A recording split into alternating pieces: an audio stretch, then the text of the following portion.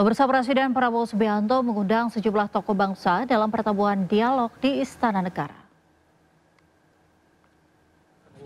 Satu persatu para tokoh lintas agama, cendekiawan dan pegiat kebangsaan yang tergabung dalam Gerakan Nurani Bangsa atau GNB tiba di Istana Negara Kamis sore. Mereka diundang Presiden Prabowo Subianto untuk melakukan pertemuan dengan Presiden Republik Indonesia. Para tokoh nasional yang hadir diantaranya Sinta Nuriyah, Abdurrahman Wahid selaku Ketua GNB, Quraish Shihab hingga Komarudin Hidayat. Kita masih belum tahu, tapi ya mungkin masalah-masalah terakhir, perkembangan terakhir. Dari Gerakan Nurani Bangsa yang datang siapa aja sama Presiden?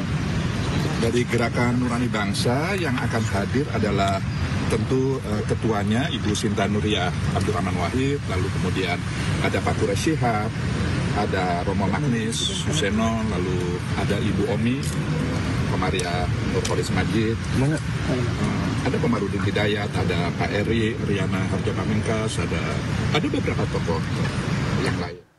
Dalam pertemuannya dengan Presiden, para tokoh Gerakan Nurani Bangsa menyampaikan 4 tuntutan utama masyarakat sipil.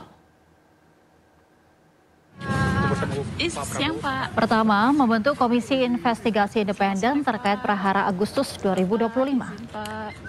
Kedua, pentingnya pembebasan aktivis, mahasiswa dan pelajar yang masih ditahan agar pendidikan mereka tidak terputus. Ketiga, perlunya evaluasi dan reformasi kepolisian yang disambut Presiden. Presiden bahkan dikabarkan akan segera membentuk tim atau komisi reformasi kepolisian. Dan keempat, pentingnya jaminan supremasi sipil dalam kehidupan berbangsa dan bernegara. Presiden pun menegaskan komitmennya dalam hal ini.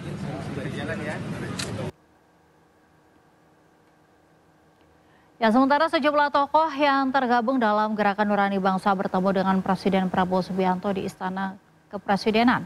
Dalam pertemuan ini, Presiden Prabowo setujui untuk bentuk tim reformasi kepolisian.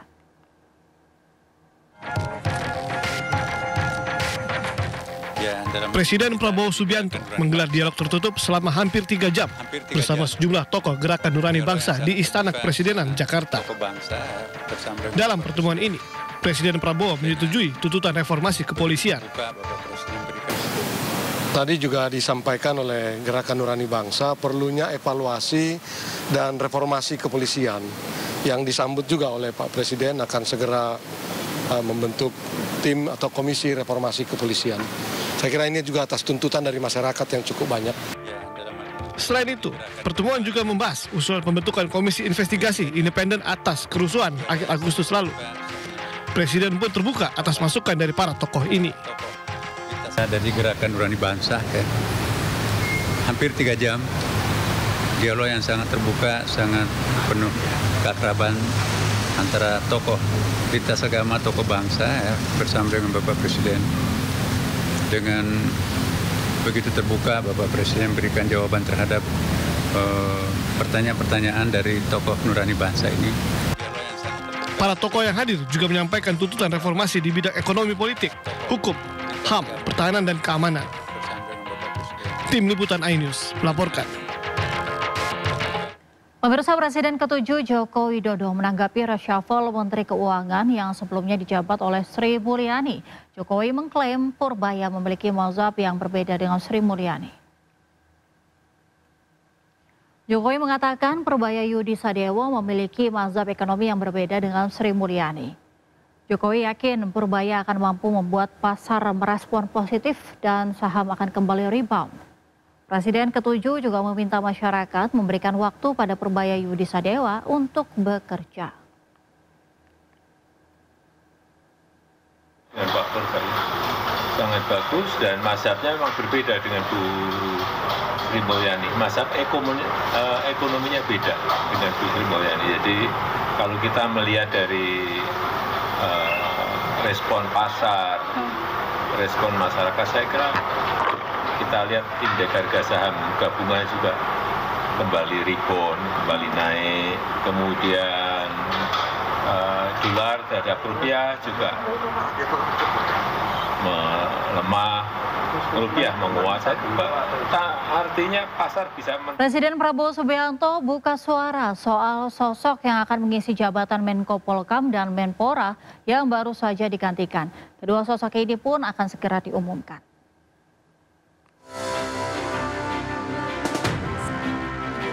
Presiden Prabowo baru-baru ini mengganti jajaran menterinya. Meski sejumlah menteri baru telah dilantik, namun kursi Menteri Koordinator Bidang Politik dan Keamanan serta Menteri Pemuda dan Olahraga masih kosong. Presiden Prabowo Subianto pun buka suara atas sosok yang akan mengisi dua posisi di jajaran kabinetnya ini. Ya, nanti tunggu waktunya biar kalian ada semangat. Saat ini, posisi Syafri Samsudin menjabat sebagai AD Interim Menko Polhukam. Selama menjabat, Syafri tetap menduduki posisi sebagai Menteri Pertahanan RI. Sementara posisi Menpora masih kosong. Menpora sekaligus tokoh legenda bulu tangkis Taufik Hidayat sementara mewakili Menpora di sejumlah acara. Tim Liputan iNews melaporkan. Pemirsa, Menteri Keuangan Purbaya Yudi Sadewa telah mengguyur 200 triliun rupiah kepada 5 bank milik negara. Tujuannya untuk mendorong perputaran uang di perbankan.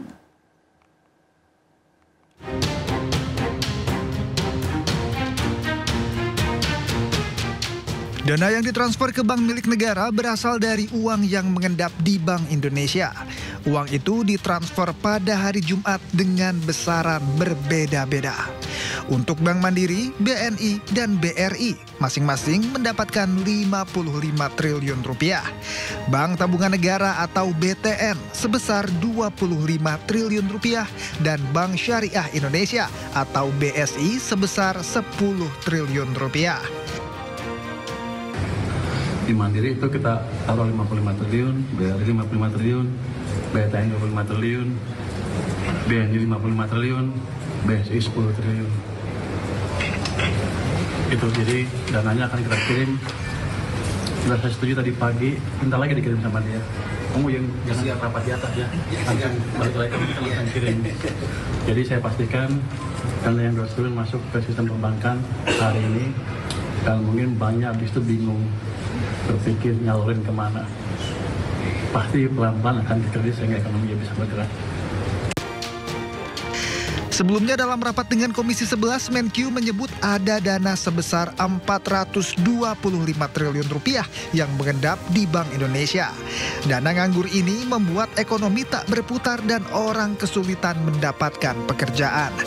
Purbaya mengatakan Presiden telah menyetujui pemindahan uang dari Bank Indonesia ke bank-bank milik negara.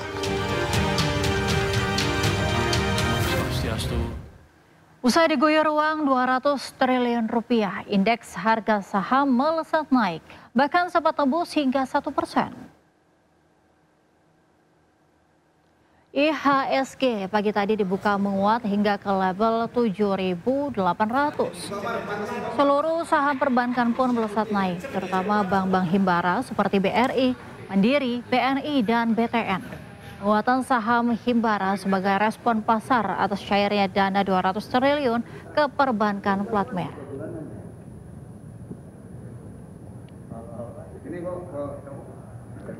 Di sisi lain, pemirsa, pemerintah terus menggelontorkan subsidi bagi rakyat Indonesia.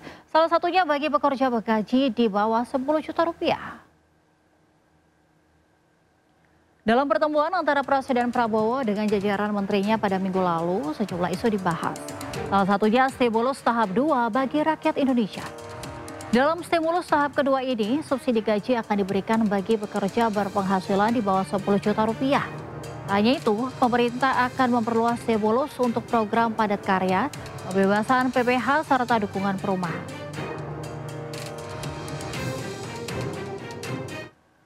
Semester 2 kan tetap jalan. Apa aja Pak? Nah itu yang sekarang ada kan stimulus seperti gaji yang di bawah 10 juta kan itu sudah berjalan. Gaji untuk padat karya. Sektor tertentu kan PPh-nya ditanggung pemerintah. Jadi itu sudah dinikmati oleh 1,7 juta masyarakat. Kemudian ada program-program yang terkait dengan perumahan melalui kredit usaha rakyat. Nah ini kami akan dorong juga. Kemudian juga ada program renovasi rumah, itu juga akan terus didorong.